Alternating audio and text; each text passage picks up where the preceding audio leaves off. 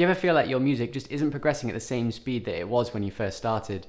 Well, I'm here today to tell you that that's the exact stage that you need to be in right now, and I'm going to help you get through it.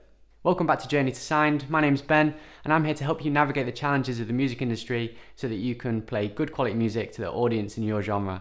I make melodic house music, and if you're watching this video, then I guarantee I'm going through the exact same challenges that you are. Today I'm going to explain why the pace of progression feels like it slows down the more you get into music production. I'm going to tell you why this is actually a really good sign, but I'm also going to give you 3 tips to get through this tricky stage. I'm also going to tell you something that I do every day that helps me to keep going, so make sure you stick around. So why does it feel like the progression of your learning slows down the more you get into music production?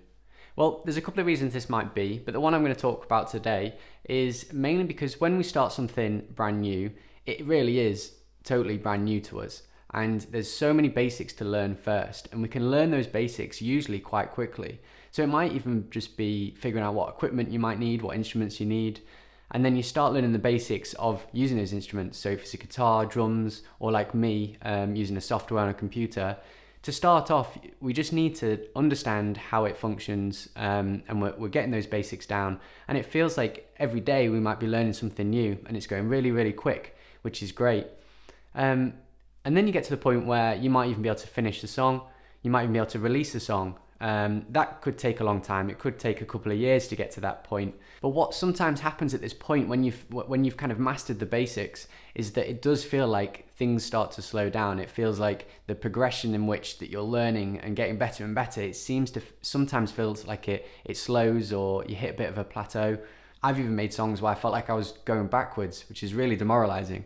But what's happening is that you might now be focusing more on the finer details. So whereas at the start you're just focusing on the basics, getting up to grips with whatever instrument you're playing or software you're using, and now it's a case of, okay, I can make a song, but how do I take it from the level that I'm at now to more of a professional level? And it's usually the finer details, and it's refining things that you've already learned, and it's picking up new skills and putting all that together so that your songs start sounding better and better. It also might be that you're not happy to settle for the kind of standard of melodies, chord progressions, or lyrics that you were using at the start. So, you know, within the first couple of months of learning something, you might come up with a melody and you think that's amazing, that's really cool. But a couple of years down the line, you've learned so much more that you wouldn't really settle for that now. You've learned how to make that lyric sound better, or that chord progression sound more professional.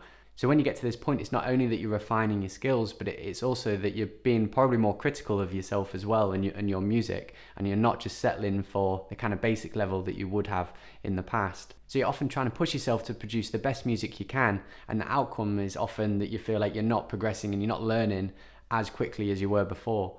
However, if there's only one thing you take from this video today, it's remembering that that stage is so vital, and it's the stage that helps you to grow into the artist that you want to be. But it's also the stage where most people quit, because it's difficult and it's long. There's no real saying how long it takes. It could take a year, it could take 5 years. It's a little bit unknown.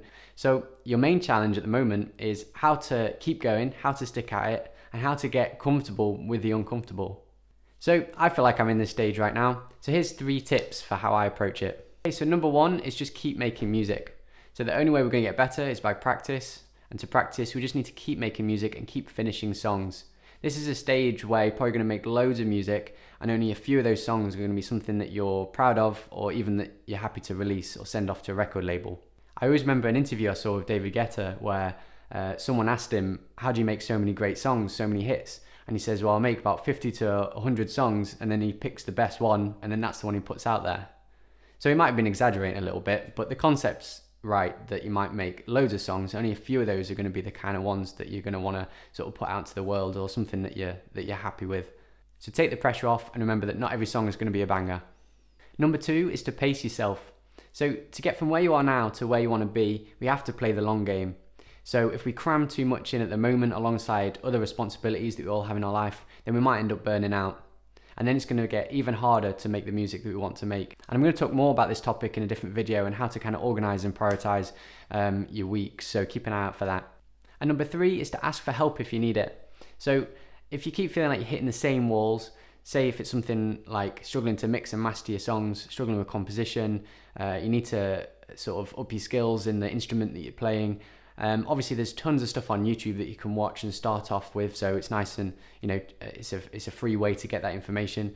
But sometimes I found that I still just need someone else to be a little bit more critical of my work, or I want to speak to someone that's kind of been through the same thing as me, so that they can help me to progress. So I often try YouTube first. If it's not quite working, then I'm not afraid to go and ask for help, and I think that's something I'd always encourage anyone else to do. So it might be someone in the industry that you know, it might be a friend or someone that's doing the same stuff as you. It's usually best to ask someone who's maybe a few steps ahead of you in whatever it is that you're doing, because they should be able to offer you some advice that will help you progress as well. If you don't know anyone in the industry, then there's a lot of music academies and production academies as well that should be able to support. Obviously for different instruments and singing and things, there are tutors out there, so it's worth just seeing what services are out there that you could always tap into. And it doesn't even have to be a big expense. It might be that you only go for one session, it answers your question, and then you can move on. So like I said before, I definitely feel like I'm going through this stage at the moment. I've released 2 songs so far, and I've had some nice signs of success with both, but I've got a very long way to go still.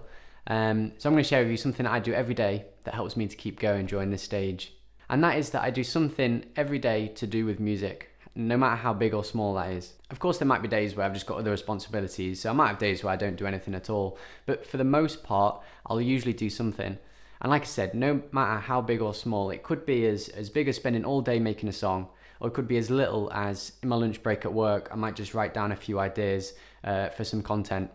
Or I might watch a video on YouTube about music marketing, or I might even just re-listen to one of my songs while I'm walking to the shops or something, just to see if there's any tweaks that I want to make when I get back home. And this doesn't mean you have to spend hours every day making music if you haven't got that time, but just by trying to do something, no matter how big or small, each day, as much as you feel you can, it just keeps your head in the game, basically. It just helps me to feel like I'm constantly doing something to kind of progress, even when you're in a stage where it does feel like the progression is a lot slower than it was at the start. So all you got to do at the moment is just keep on going. One day you'll look back at your old songs and your old content, and you'll see how far you've got. And if you like this video, hit the subscribe button, and I'll see you very soon.